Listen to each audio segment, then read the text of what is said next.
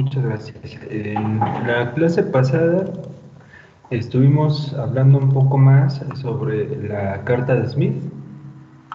Entonces, primeramente mencionamos que tiene en particular dos representaciones simultáneamente de los elementos de las líneas de transmisión. La primera representa impedancias normalizadas con respecto a una impedancia real.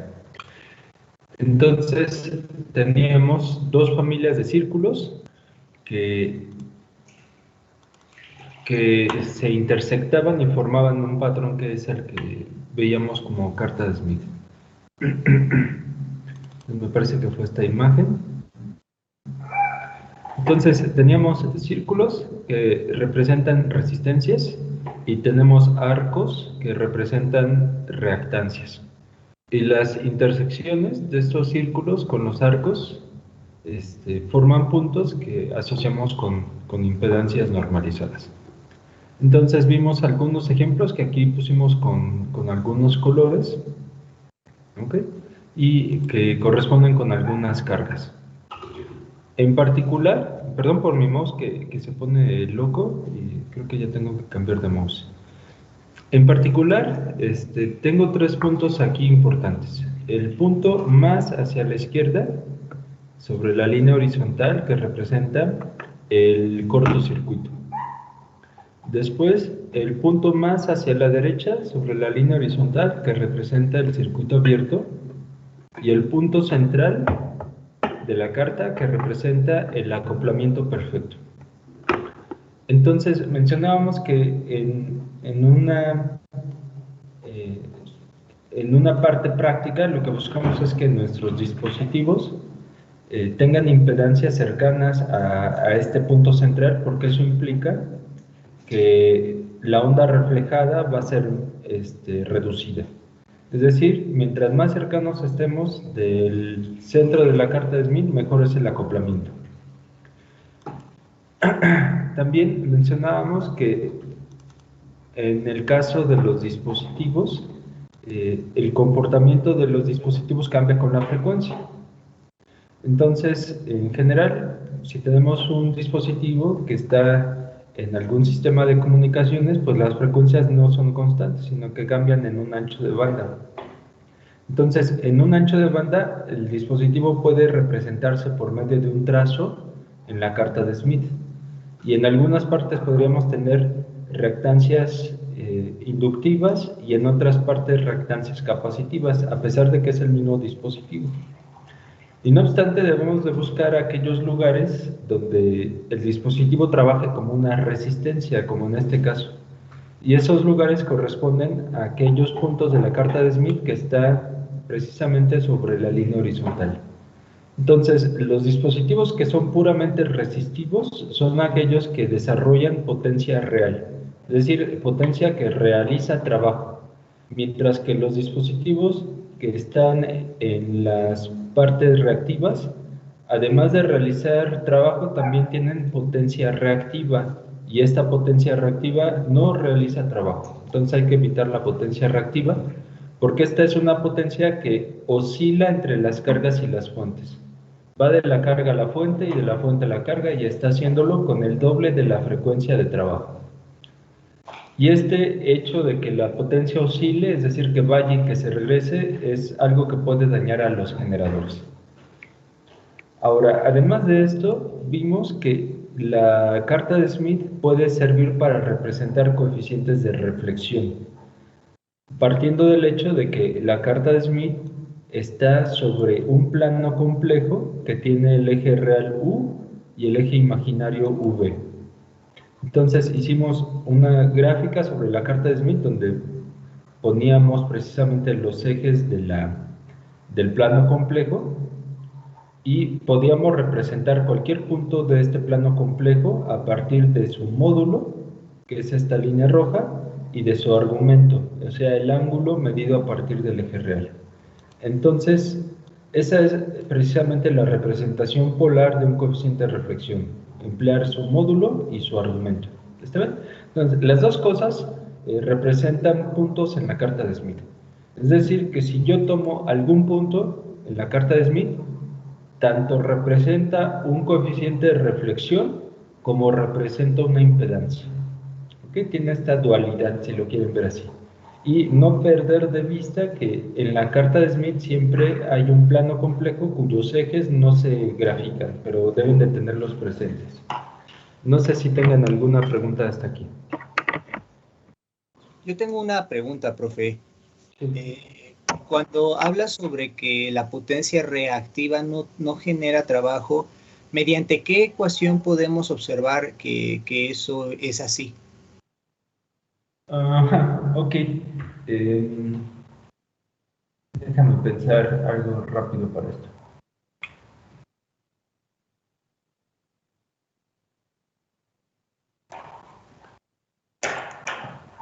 Ok, bueno, ya cambié de mouse. Sí, una forma de verlo es como sigue. Voy a abrir aquí los dibujitos.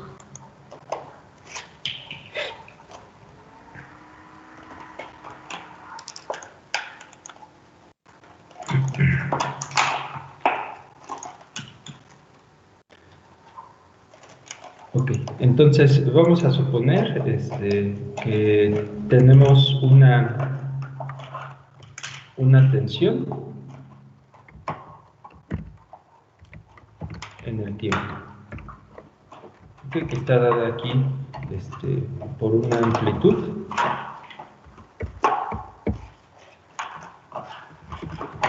y vamos a suponer que esta es armónica en el tiempo y tiene una fase.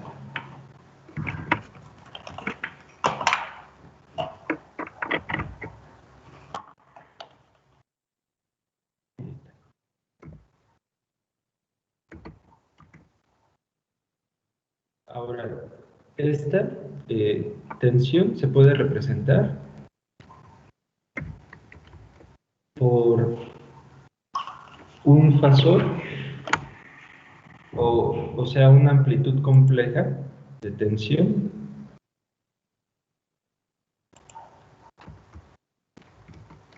de la siguiente forma.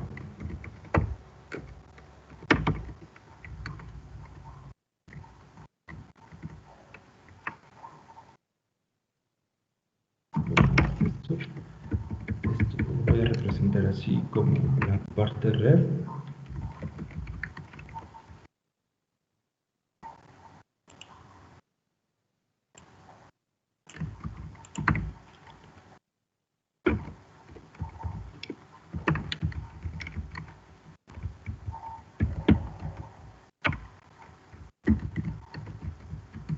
De esta manera, ¿ok? Y esto a su vez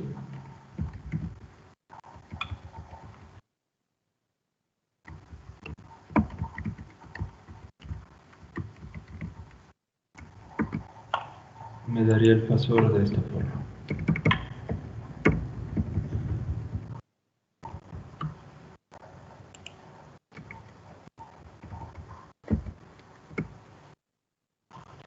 Ahora, similarmente, si yo considero una corriente en el dispositivo,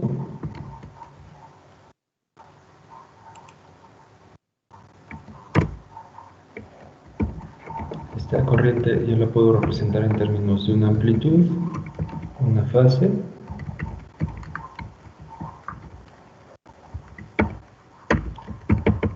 nuevamente así, ocupando esta notación.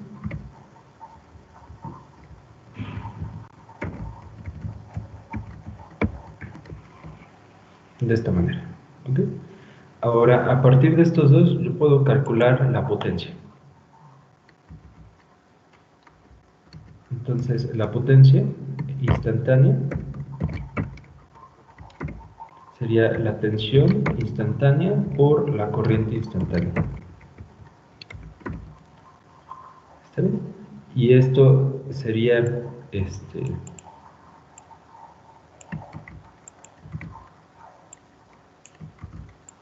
esta manera.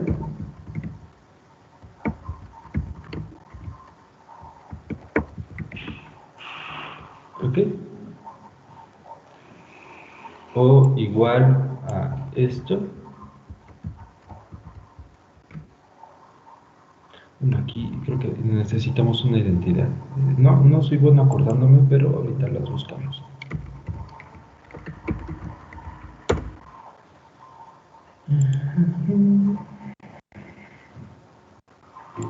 Por acá.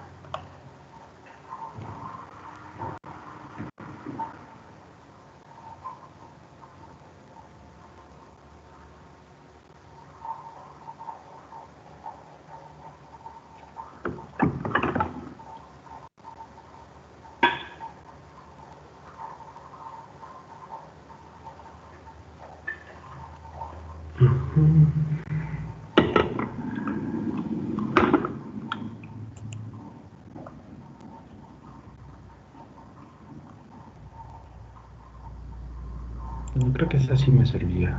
Vale.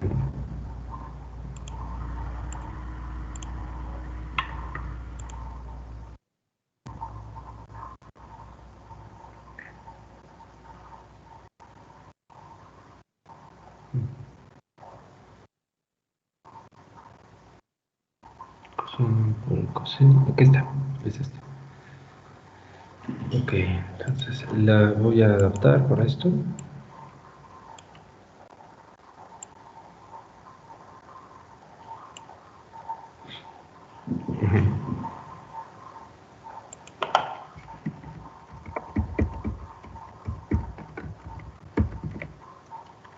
Bien, entonces tendríamos aquí un medio.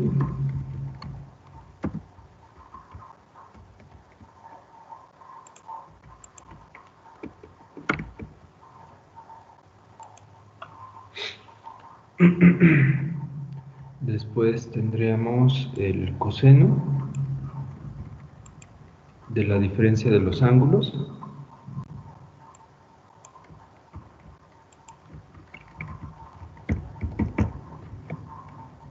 Y después el coseno de la suma de los ángulos.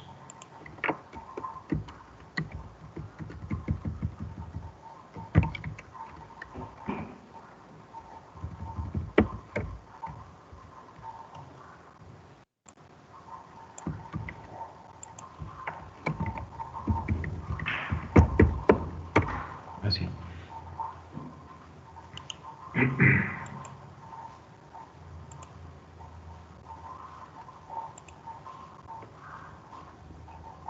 Entonces, continuando con esto, pues va a ser un medio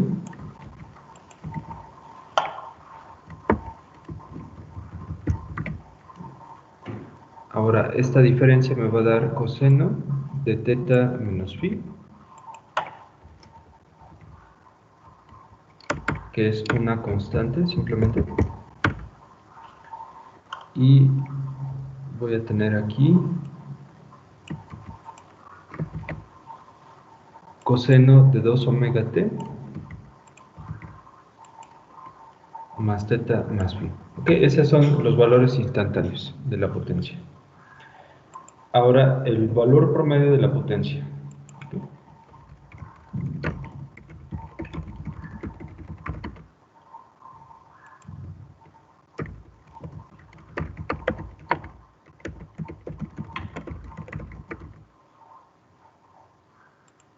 El valor promedio de la potencia durante un periodo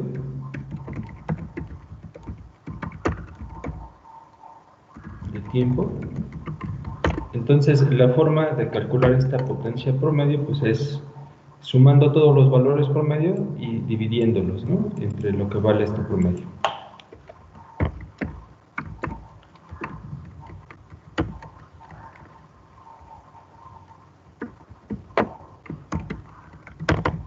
Entonces aquí la suma pues es la integral de los valores instantáneos.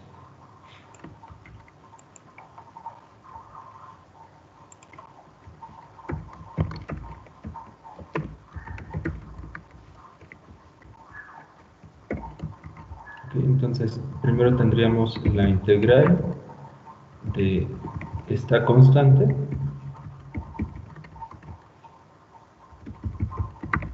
y después tendríamos la integral de la otra función. Sería esto.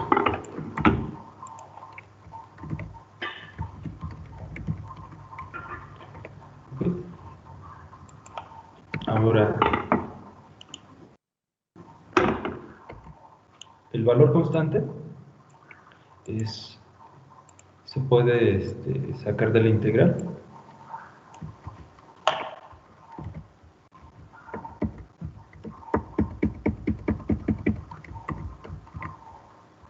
¿Okay? Porque esta es una constante, esto también, esto lo sacamos. Y esta integral es simplemente t, ¿no? Es el valor del periodo. ¿Está bien? Entonces, esta t va a acabar cancelándote a esta t. Pero si tú integras esta otra función, es fácil de probar que esa integral es cero. Okay, aquí nada más la voy a poner, pero voy a señalar que esta integral es cero. No sé si ves por qué es fácil, pero básicamente es que el resultado va a ser un seno de 2 omega t, un menos 2 seno, ¿está bien? No, sí es seno nada más, no es negativo. Pero se evalúa precisamente en el intervalo de 0 a t, ¿ok? Con respecto a esta frecuencia, que es 2 omega, ¿está bien?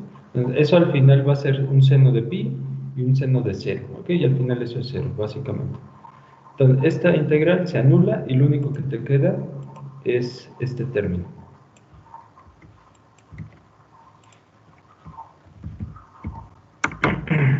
Entonces, aquí se puede ver que la parte reactiva, que es debido a esta doble frecuencia que mencionaba, al final no contribuye con un trabajo neto porque su valor promedio de potencia es cero en un periodo de tiempo. ¿Okay? Y lo único que contribuye con el trabajo es este valor de potencia real. Ahora, ¿cómo sabemos que aquí hay potencia reactiva? La respuesta es muy fácil, porque la tensión y la corriente están desfasadas. Si tuviéramos potencia real, no existiría desfasamiento entre la tensión y la corriente, es decir, estaríamos ante una carga resistiva. Si estuviéramos en ese caso, teta y phi serían iguales, y al ser iguales, el coseno de eso sería 1, ¿ok? Y ese sería el máximo valor de la potencia. Entonces aquí, como lo puedes ver, tendríamos algo como esto, un plano complejo en donde estaríamos graficando ese fasor de potencia. Este sería el ángulo teta menos phi que estoy comentando. Es que no tengo aquí mi tableta para dibujar, muchachos, una disculpa. Entonces lo que se proyecta por acá sería precisamente ese coseno de teta menos phi,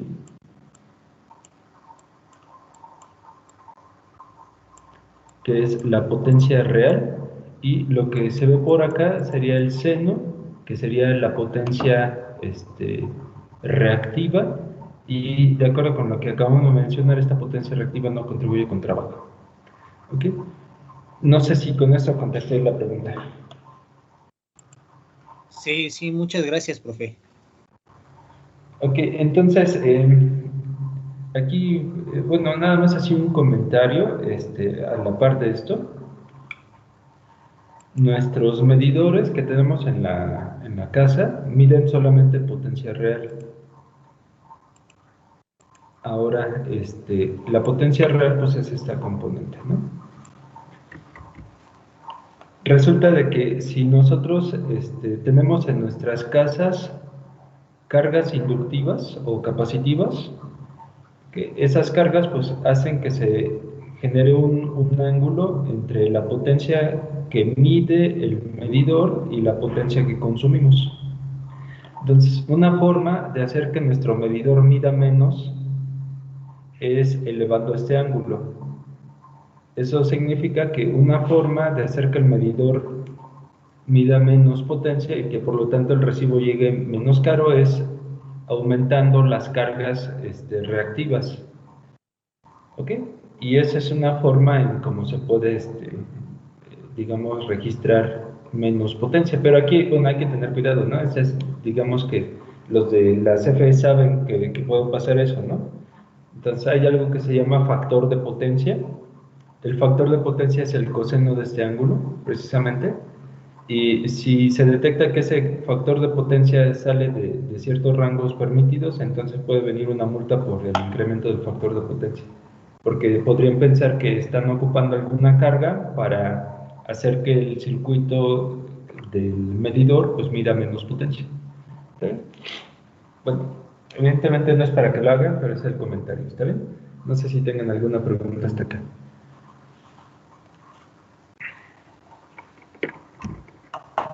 No, profesor, ahorita ninguna más. Bueno, evidentemente pueden poner un capacitorcito y si saben más o menos los horarios de cuándo viene el técnico a tomar la lectura, pues ya lo quitan cuando va el técnico y lo vuelven a poner y bueno, no hagan caso a mis palabras. Ok, entonces regresando acá, en nuestro caso, las cargas reales pues van a desarrollar potencia real, ¿está bien? Y esa potencia sí genera trabajo y las cargas que tienen componentes reactivas pues va a haber potencia reactiva que no genera trabajo y esa potencia va y viene hacia el generador y la carga. Bien, ahora vamos a continuar un poco más sobre las cuestiones que tienen que ver con esta representación de del coeficiente de reflexión, que son en forma polar, así lo estamos poniendo, ¿está bien? Entonces, hoy vamos a continuar un poco más con eso en la clase 9 del 13. Ok.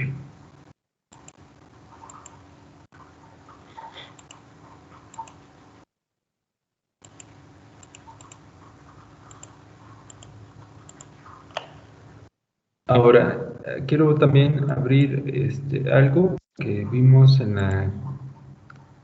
la clase 7, me parece. Vamos a ver dónde está.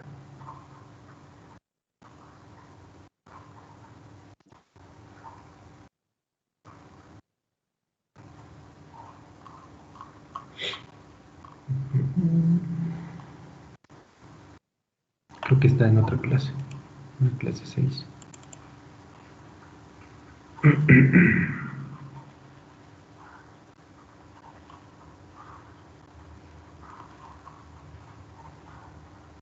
Ajá, acá está.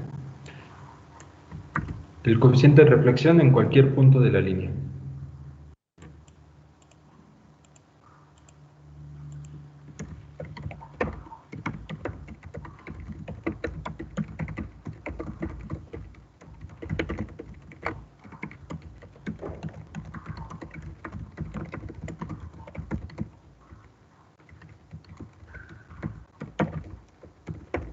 Entonces, habíamos visto esto, ¿no? De que en cualquier punto de la línea, el coeficiente de reflexión se determinaba a partir de la onda reflejada en ese punto y la onda incidente en ese punto. Ok, ahora este valor de B entre A es el coeficiente de reflexión en la carga.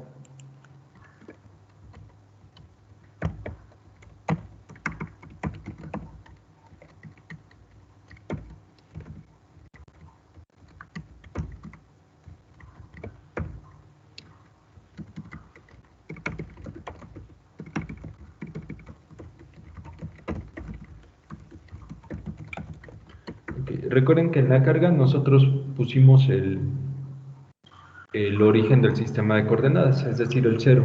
De tal forma que si medimos todo esto en cero o evaluamos en cero, pues me da B entre A, que es lo que habíamos denotado como ρL, y es el ρL que estábamos aquí precisamente poniendo. ¿Está bien?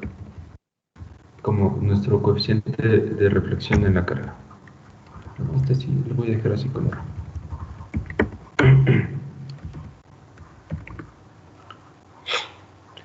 Entonces, de acuerdo con esto, el coeficiente de reflexión en cualquier punto va a ser a ρL por esta exponencial. Ahora, si estamos en una carga, en una línea de transmisión sin pérdidas,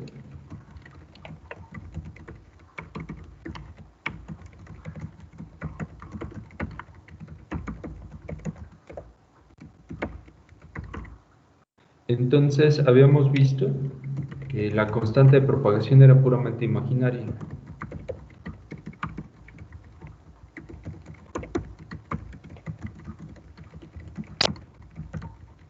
O sea que esta gamma era I por beta. Entonces, a partir de esto, la fórmula para el coeficiente de reflexión en cualquier punto se puede escribir de la siguiente manera.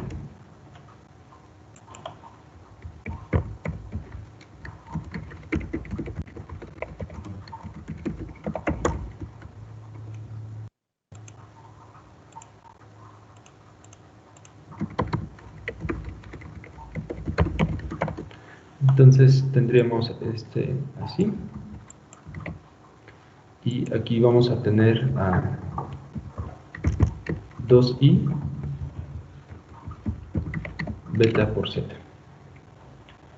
Además de esto, habíamos visto que esa beta es el número de onda en la línea de transmisión.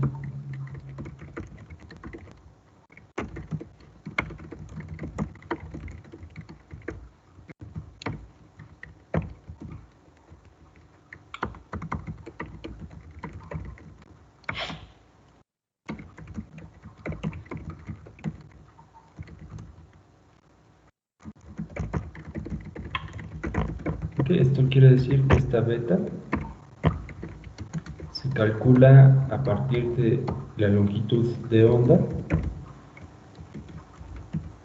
de las ondas de tensión o de corriente que se propagan en la línea de esta manera. Entonces, con base en esto, esta formulita 2 también se puede escribir de la siguiente manera.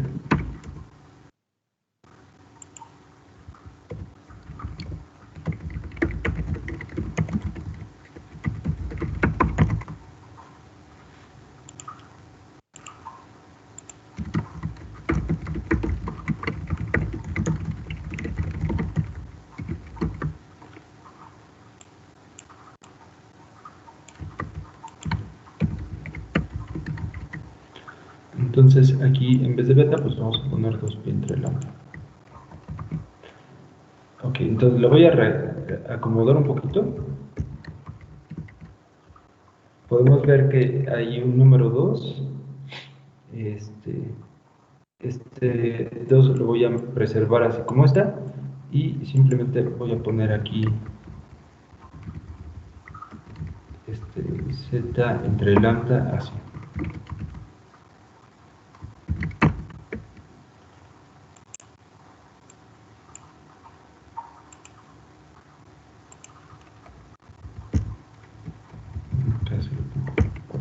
Ahí está. Bien, entonces esta expresión me dice el coeficiente de reflexión en cualquier punto de la línea de transmisión. Y de acuerdo con lo que habíamos dicho, un coeficiente de reflexión se puede representar como un punto en la carta de Smith. ¿Okay? Ahora, ¿qué representa esta fórmula o esta expresión en la carta de Smith? En la carta de Smith, la expresión anterior representa un círculo.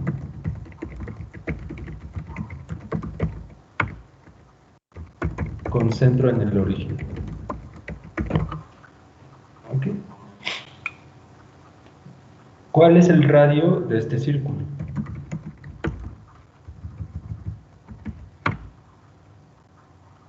Bueno, para calcular el radio, nosotros sabemos que identificamos al radio de un número complejo como su módulo. ¿Está bien? Entonces, si tomamos el módulo de esta expresión a ambos lados de la igualdad,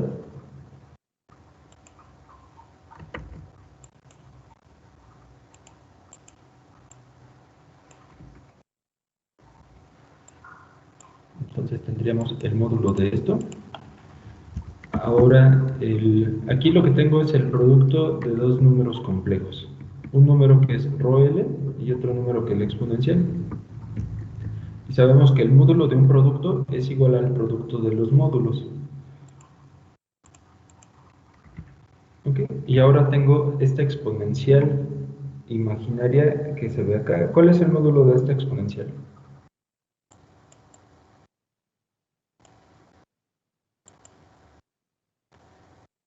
Okay, yo creo que todos sabemos que el módulo de esta es 1. Entonces, al final, el radio de este círculo es igual al módulo del coeficiente de reflexión en la carga. ¿Ok? Esto quiere decir que si tomamos a nuestra figura,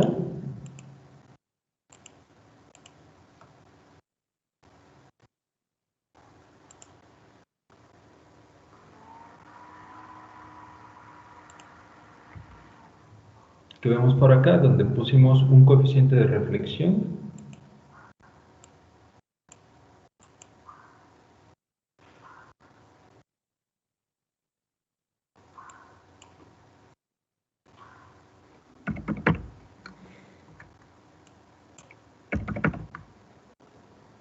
de esta manera.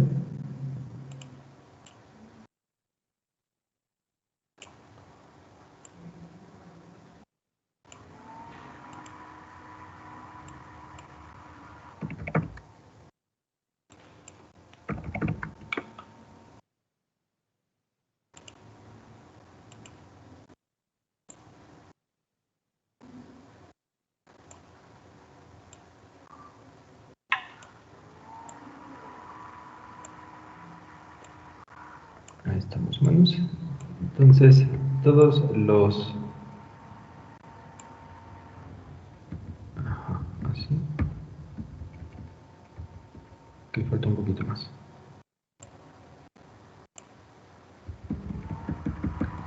Todos los puntos de este círculo representan precisamente un coeficiente de reflexión, así como lo podemos ver acá. Y este círculo da entonces todos los posibles valores del coeficiente de reflexión a lo largo de la línea. O dicho de otro modo, ese círculo representa la línea de transmisión.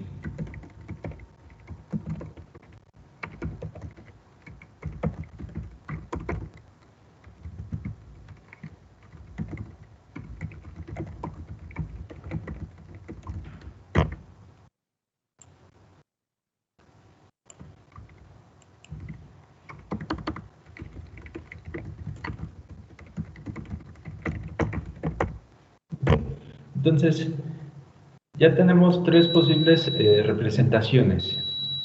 La primera de ellas fue las intersecciones entre arcos y círculos que representan impedancias. Número 2, la representación de un punto con respecto a los ejes reales e imaginarios que representa un valor del coeficiente de reflexión.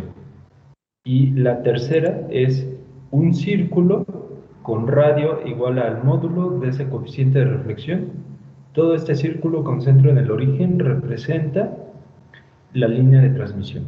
No sé si tengan alguna pregunta hasta acá, muchachos.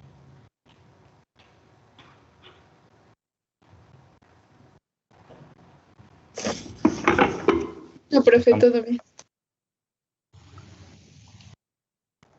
Ok. Entonces, podemos ver que en la línea de transmisión, que sin pérdidas, que es la que estamos considerando, los fenómenos se repiten periódicamente. ¿Okay?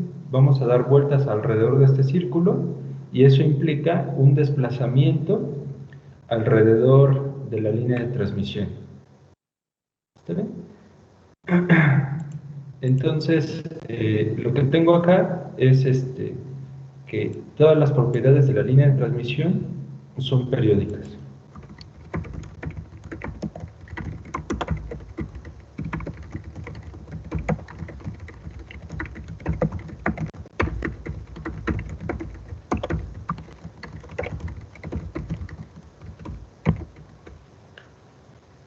Y esta periodicidad es dada precisamente por la forma que tiene este círculo. ¿Está bien? Ahora, ¿cuánto equivale un desplazamiento en la línea de transmisión?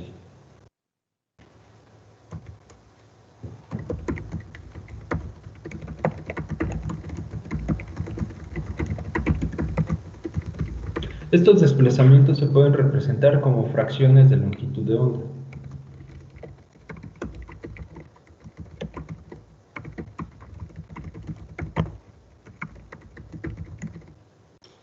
¿Okay? Entonces, si observamos aquí la formulita que tenemos, vamos a ponerle algún número a esta expresión.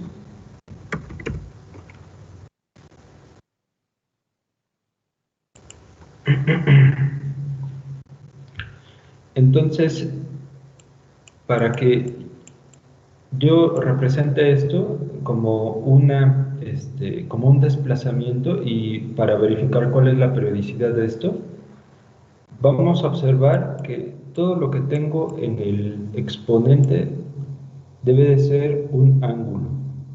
¿Está bien? Esto que está aquí debe de ser un ángulo.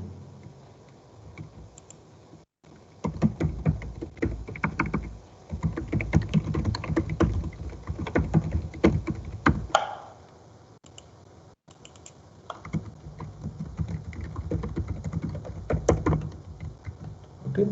Entonces,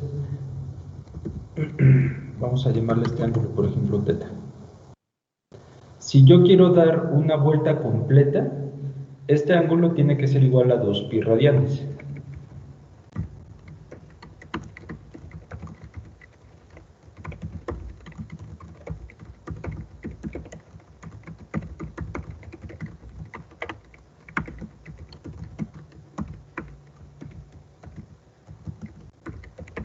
¿Ok? Entonces, aquí lo que tendríamos sería 2π radianes igual a z entre lambda por 4π.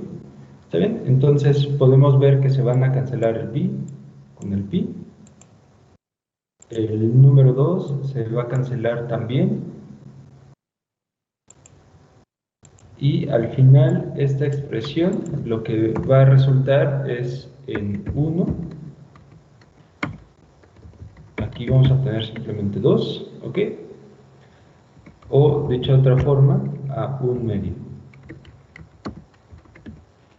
Eso sería lo que obtendríamos, ¿no? Entonces, una vuelta completa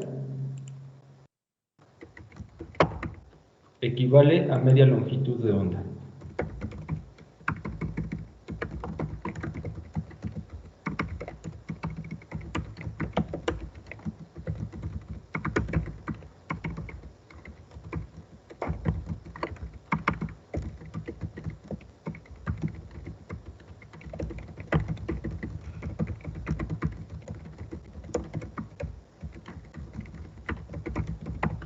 Okay. ¿Cómo vemos eso? Pues simplemente de aquí tendríamos que ese desplazamiento sería media longitud de onda. Entonces aquí lo que tendríamos sería algo como esto. Voy a borrar esto que no tiene mucho sentido.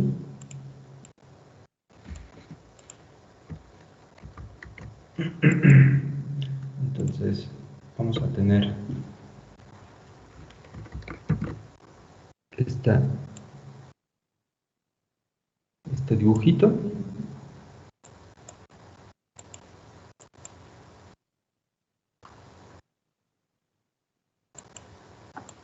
Creo que no salió.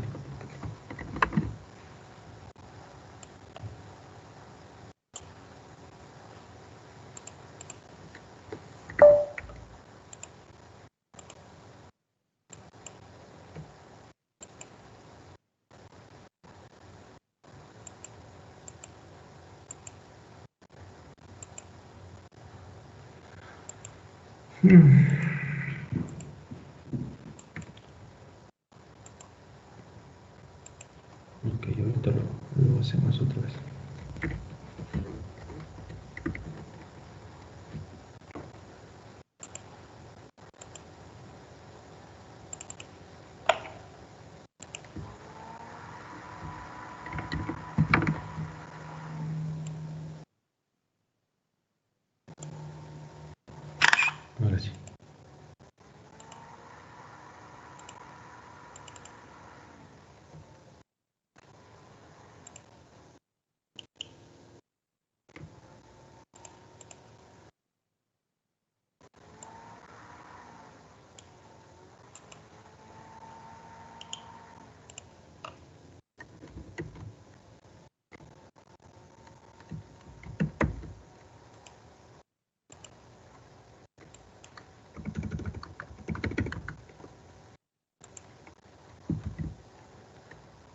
Entonces tenemos allí la línea, yo creo que será un poquito pequeñita, vamos a ponerla así.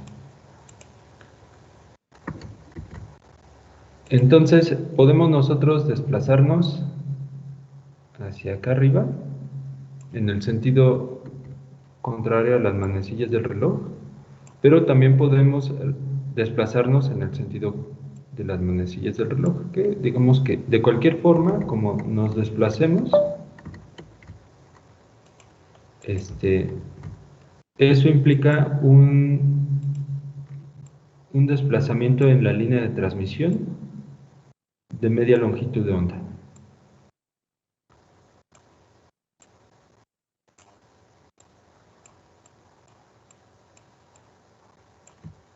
Es decir, que si nosotros, por ejemplo, empezamos desde este punto de la línea de transmisión, digamos el punto A, que corresponde con algún punto aquí, digamos este A, dar una vuelta completa en el sentido opuesto de las manecillas del reloj implica movernos hacia la derecha y llegar a un punto que va a ser equivalente al primero, equivalente en el sentido de que tiene el mismo coeficiente de reflexión, la misma impedancia, ¿okay? Pero va a estar a media longitud de onda. Entonces, desplazarse hacia la izquierda, perdón, en sentido contrario a las manecillas del reloj, eso equivale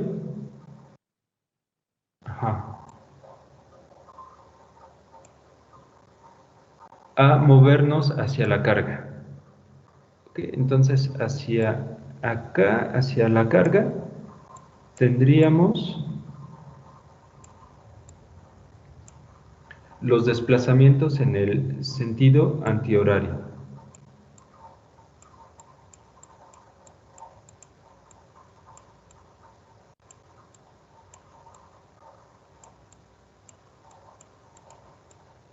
Y girar en el sentido horario implica desplazarnos hacia el generador.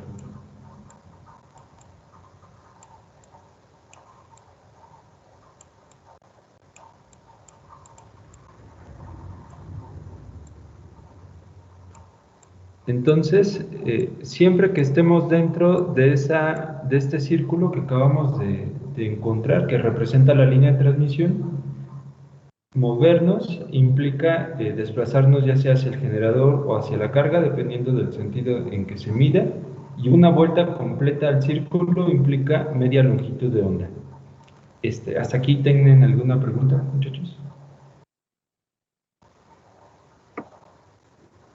No, profe. Ok. Entonces aquí le vamos a poner que este es el sentido hacia la carga y movernos hacia acá es hacia el generador.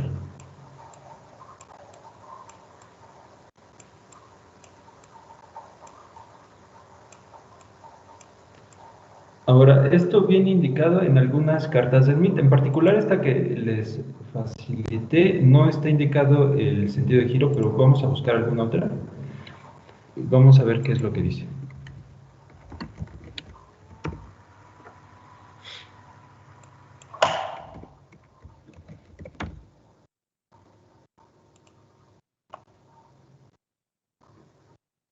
Digamos, por ejemplo, las que vienen en algunas papelerías.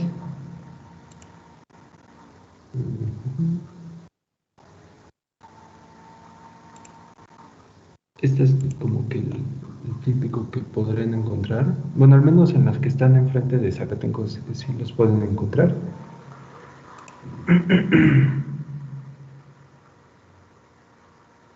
Solo que se ve demasiado débil. Vamos a ver si la podemos descargar.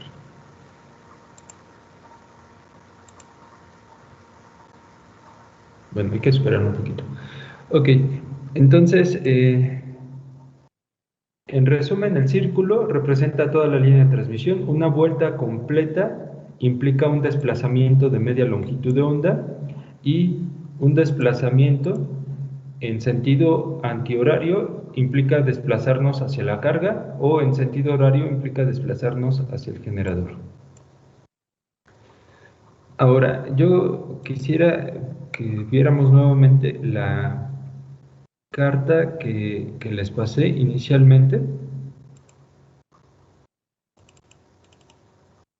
para que observemos unas escalas de valores que todavía no hemos comentado.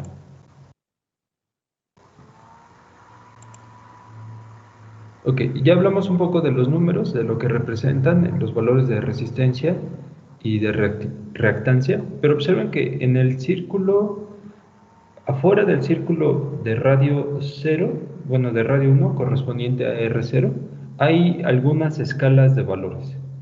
Pueden ver que aquí hay 3 escalas, ¿ok?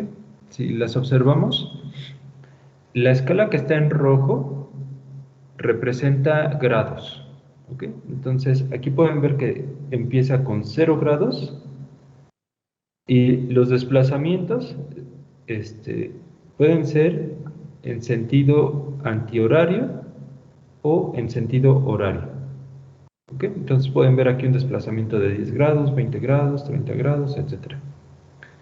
Muy bien. Entonces, esta sería una de las primeras escalas y llega hasta 180 grados, que sería medio círculo. Si seguimos por abajo, tendríamos los números negativos, menos 10, menos 20, menos 30, etc. Hasta llegar hasta menos 180 grados. Ahora tenemos 2 escalas que están alrededor del círculo azul, por arriba y por adentro, ¿está bien? Por afuera y por adentro. Estas escalas son en fracciones de longitud de onda. Entonces, aquí pueden ver de que empieza en 0, después 0.01, 0.02, así, etcétera, hasta que llegamos por arriba, 0.45, 0.46, 47, 48, 49, y este sería 0.50, o sea, media longitud de onda. La otra escala también es en longitudes de onda, pero va en sentido contrario, como lo pueden ver por la flecha. Entonces empieza con 0, 0.1, 0.2, así se van dándole la vuelta hasta que pasan por debajo, llegan a 0.47, 0.48, 0.49 y 0.50, o sea, media longitud de onda. Entonces, los desplazamientos que estamos mencionando alrededor del círculo que representa la línea de transmisión se pueden dar tanto en términos de longitudes de onda como en términos de grados. ¿Saben? Teniendo en cuenta que los grados podrían darnos información del módulo. Es decir, si yo extiendo esta línea, perdón, del argumento, si yo extiendo esta línea que representa a un coeficiente de reflexión hasta acá arriba, esta me daría la medida del argumento de ese coeficiente de reflexión. ¿Ok? Entonces, esa escala sirve para medir estos ángulos.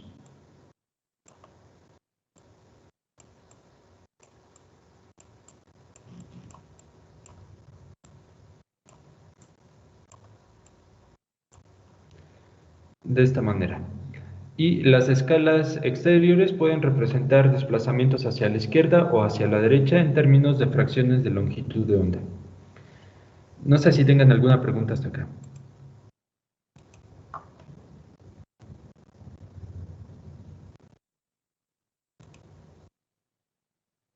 Tengo que esperar aquí para ver todo esto. Vamos a ver si la encontramos en otro lado.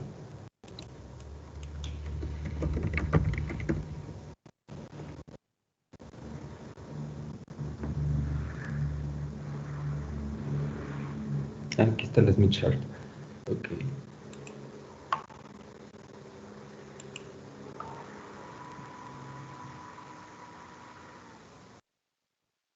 Bueno, en lo que lo abrimos, entonces esa es la otra utilidad de la carta de Smith, para representar a toda la línea de transmisión por medio de un círculo, y ya vimos lo que significan los desplazamientos a lo largo de esta línea. Entonces, esta va a ser la clase 9.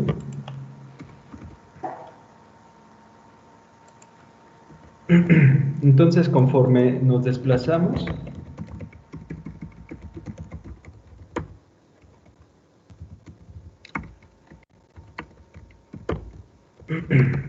el círculo rojo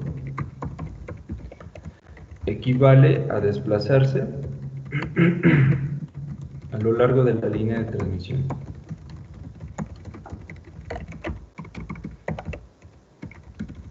Ya sea hacia la carga o hacia el generador. Pero en cualquier caso, los valores de impedancia y del coeficiente de reflexión se repiten de forma periódica.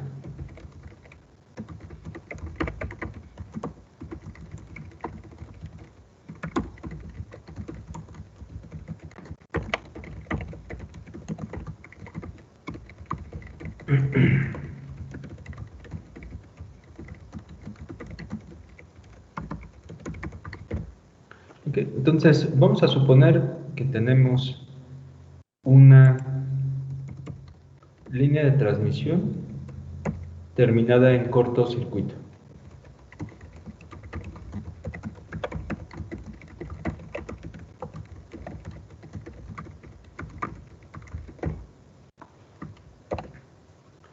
Bien, entonces lo que tendríamos, se lo voy a quitar.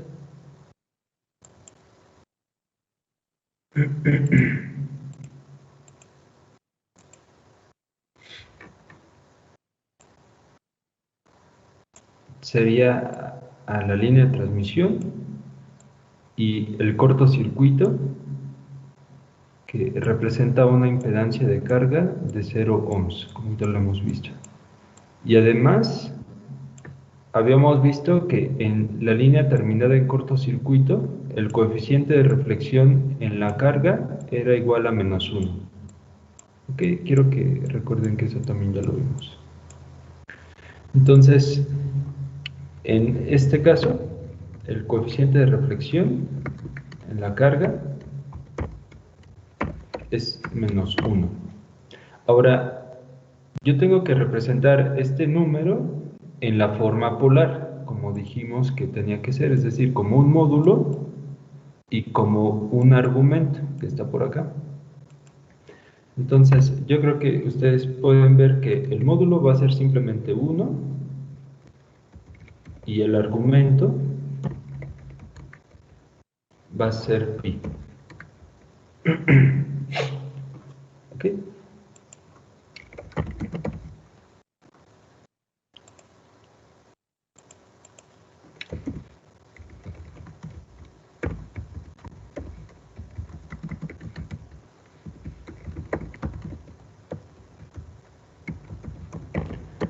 Ahora, yo quiero representar el cortocircuito en la línea de transmisión. Entonces, primero tengo que trazar un círculo que tenga radio 1. De acuerdo con lo que hemos visto, el círculo más externo es precisamente el que tiene radio 1.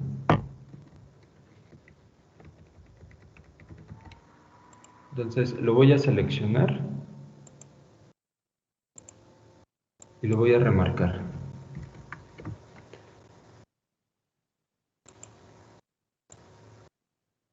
Entonces este círculo que estoy aquí remarcando, con este color como rosa o no sé, es el círculo de radio 1. Entonces le voy a poner así en este caso.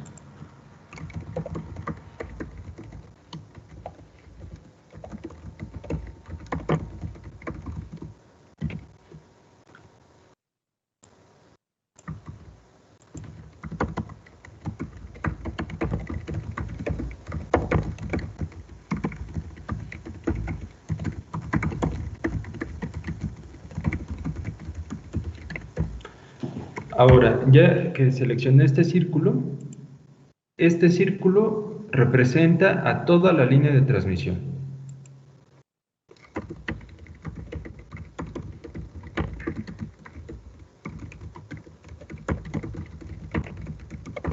Ahora, necesito encontrar la carga. La carga es aquella que corresponde al argumento de pi radianes. Entonces, los pi radianes se miden a partir del eje horizontal, de la parte positiva del eje horizontal. Y pi radianes es una vuelta o media vuelta hasta este punto. ¿Ok? Entonces, este punto lo voy a poner en un momentito.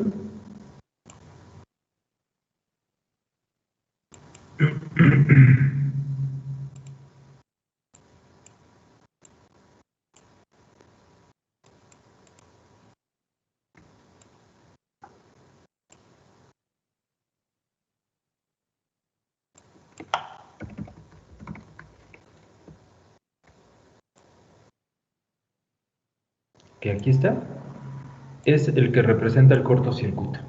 ¿Está bien? No sé si tengan alguna duda hasta aquí, muchachos.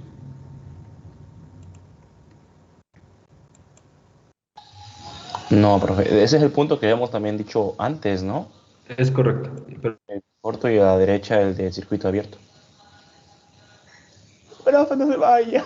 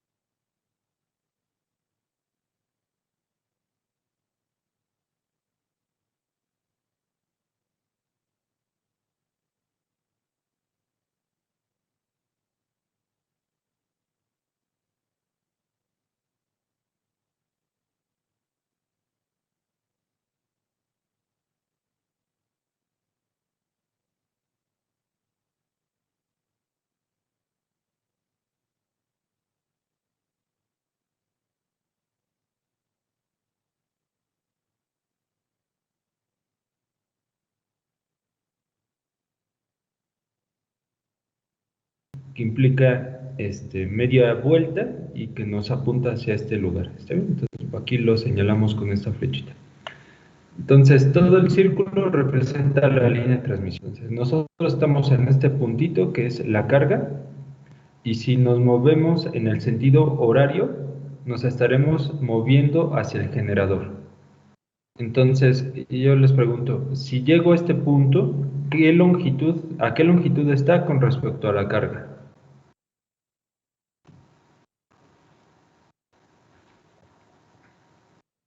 Va de nuevo. Estoy aquí en la carga y me muevo hacia el generador. Me voy moviendo, moviendo hasta que llego a este punto. Este punto, ¿a qué distancia está con respecto a la carga? Lambda medios. No, lambda medios es una vuelta completa, ¿no? Ah, lambda cuartos. Lambda cuartos, exactamente. Entonces, en lambda cuartos, yo voy a observar una impedancia infinita.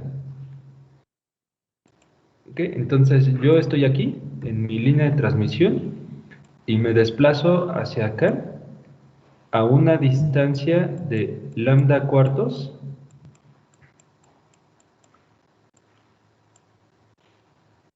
y aquí la impedancia que yo voy a ver en este punto es infinita. ¿Ok? Es decir, que en ese punto se comporta como un circuito abierto. Estas serán lambda cuartos. Ok, entonces continúo mi desplazamiento, me quedé acá y ahora continúo desplazándome y vuelvo a llegar a este punto. Ahora sí ya recorrí media longitud de onda. Entonces, en este punto nuevamente yo vuelvo a observar el cortocircuito.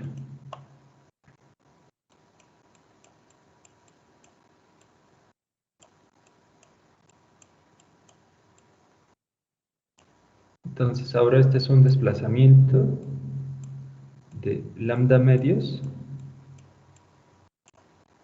hacia acá. ¿Está bien?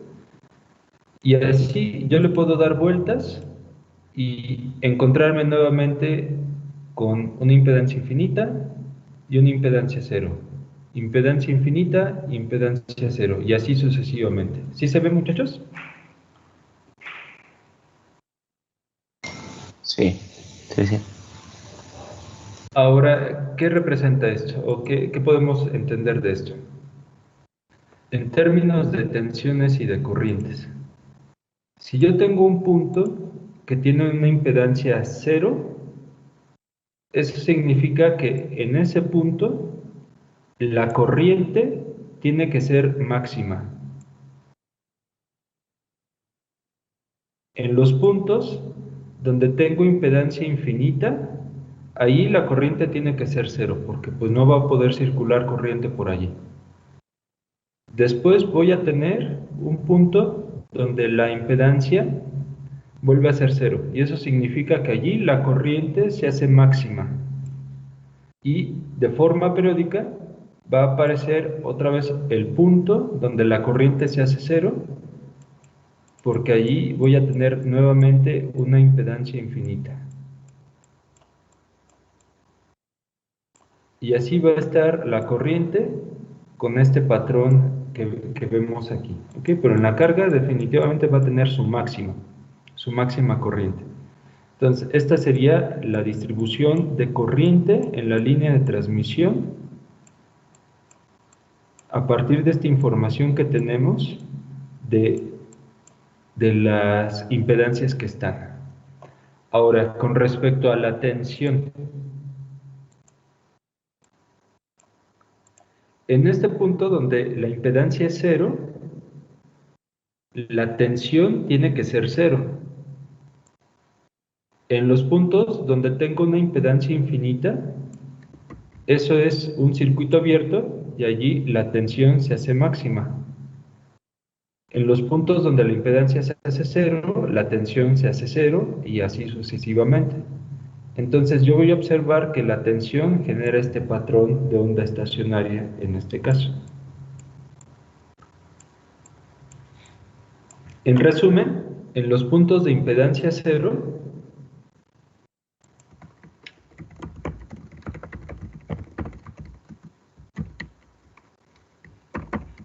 la corriente es máxima y la tensión es cero. Por otra parte, en los puntos de impedancia infinita,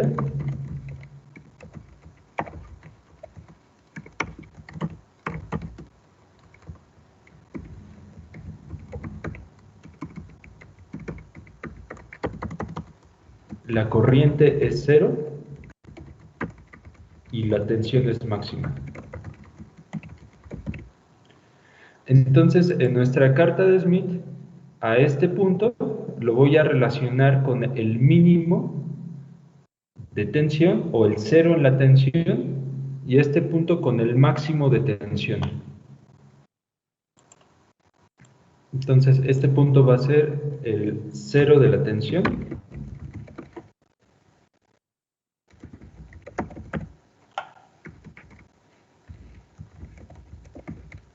Creo que tengo que hacer más grande la cajita.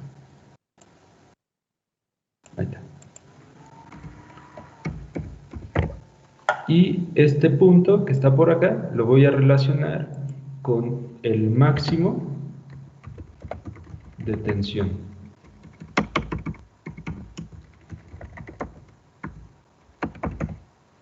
Similarmente, en este punto que vemos por acá, yo voy a tener el cero de la corriente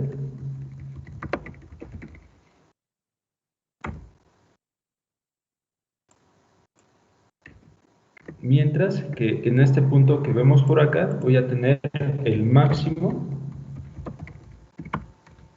de la corriente. Okay, entonces de forma simple tenemos aquí otro significado para los puntos extremos que se encuentran en la carta de Smith. No sé si tengan alguna pregunta hasta acá, muchachos.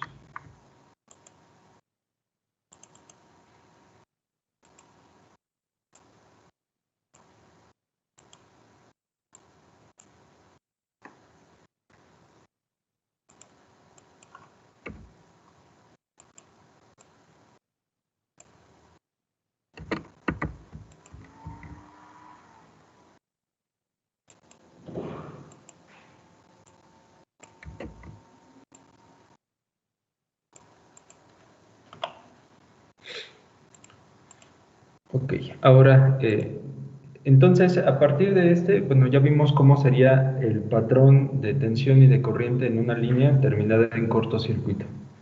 Ahora vamos a ver qué pasa con la línea terminada en circuito abierto.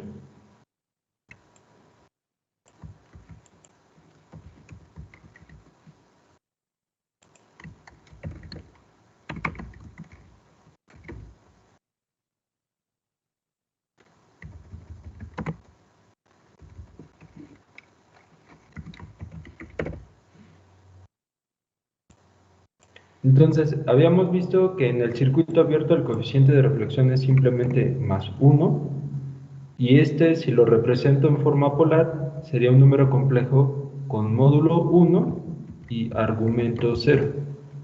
¿Okay? Ahora, en la misma carta de Smith, vamos a guardar esta mientras tanto.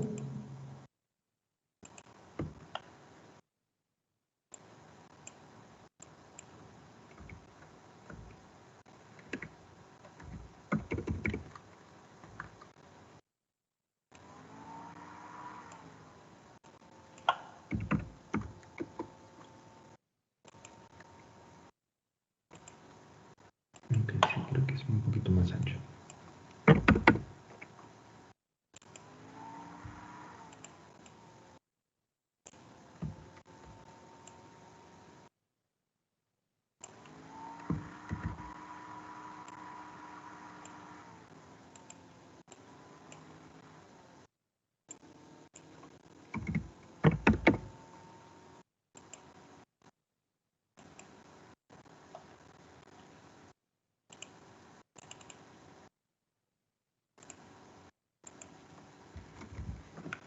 Esta sería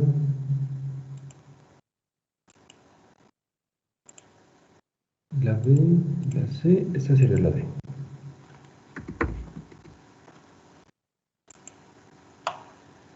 Bien, entonces ahora, en el caso de tener un cortocircuito, perdón, un circuito abierto,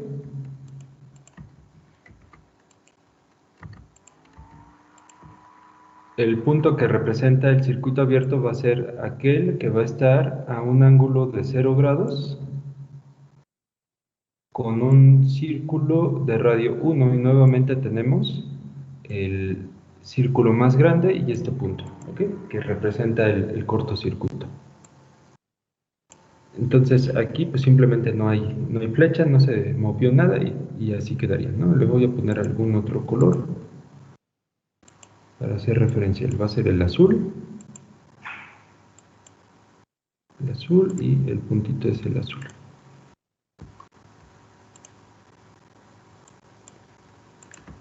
Ok. Entonces en la línea en circuito abierto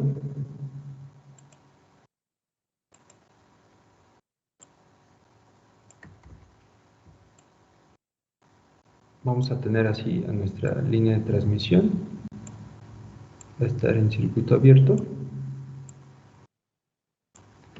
Y aquí vamos a tener una impedancia infinita.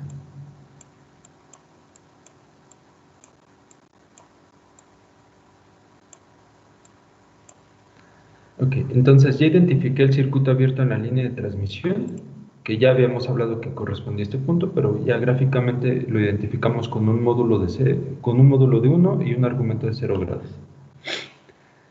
Ahora, en la carta de Smith, el círculo de radio 1 es precisamente el círculo más externo, lo mismo, el cual se señala en color azul, en este caso.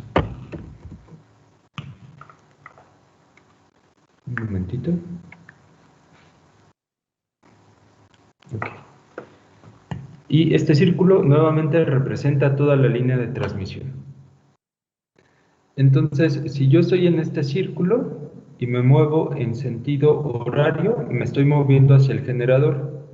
Entonces, yo empiezo con una impedancia infinita, me desplazo un cuarto de longitud de onda y llego a este punto. Y este punto tiene una impedancia 0. ¿Ok? Entonces, me desplazo y ahora en este punto yo tengo una impedancia de 0 ohms.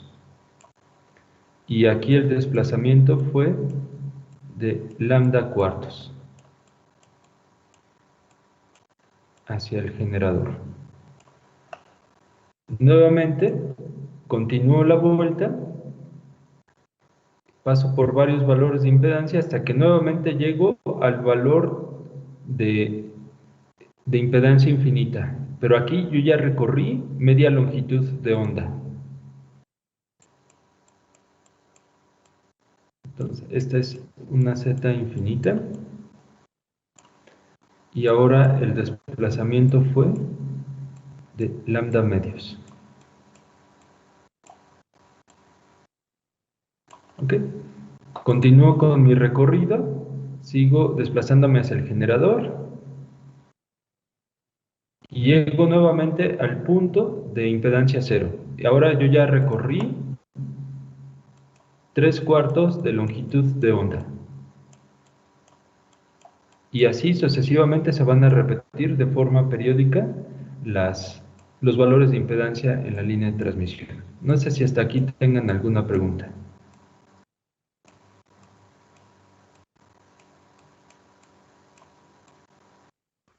No, profe, todo bien. Ahora, ¿qué pasa con la tensión y la corriente? Vamos a pensar primero en la corriente. Si yo tengo una impedancia 0, en ese punto la corriente es nula. Después empieza a aumentar la corriente porque tengo ahora un valor de impedancia 0. ¿Ok? Si tengo impedancia 0, allí la corriente es máxima. Después vuelve a bajar la corriente porque la impedancia se hace nula otra vez.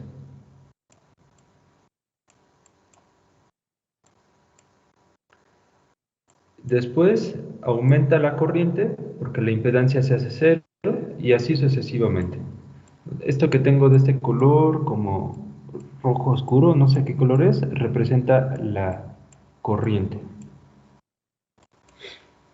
Similarmente, para la tensión, si yo tengo un circuito abierto, allí la tensión es máxima.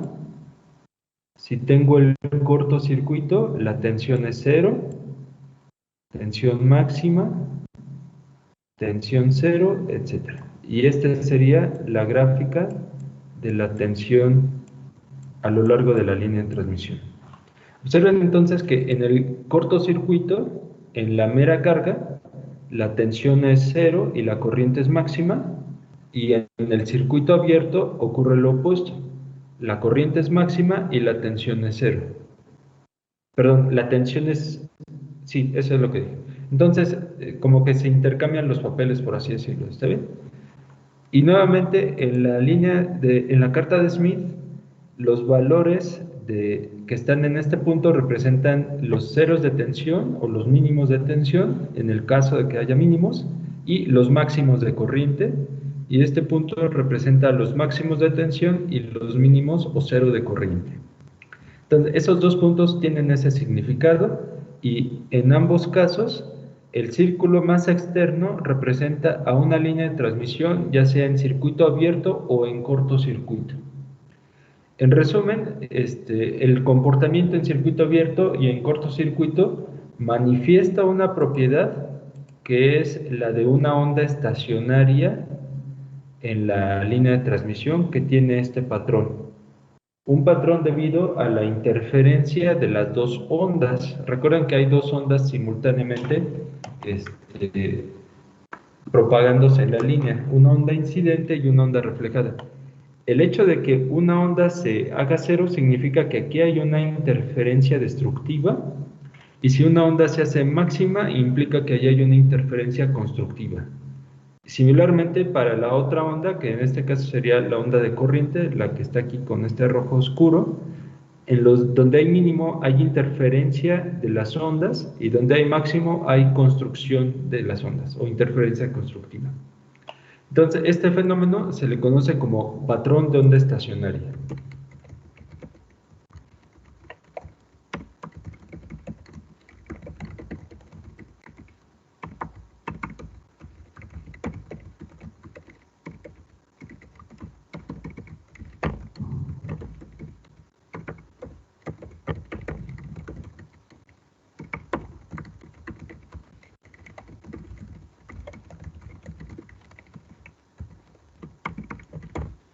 Ok, y vamos a discutir un poquito más del patrón de onda estacionaria en la próxima clase. No sé si tengan alguna pregunta hasta aquí, muchachos. No, ninguna. Hasta aquí, profe. Oye, pues pasen buena noche, es una noche lluviosa por acá en Querétaro.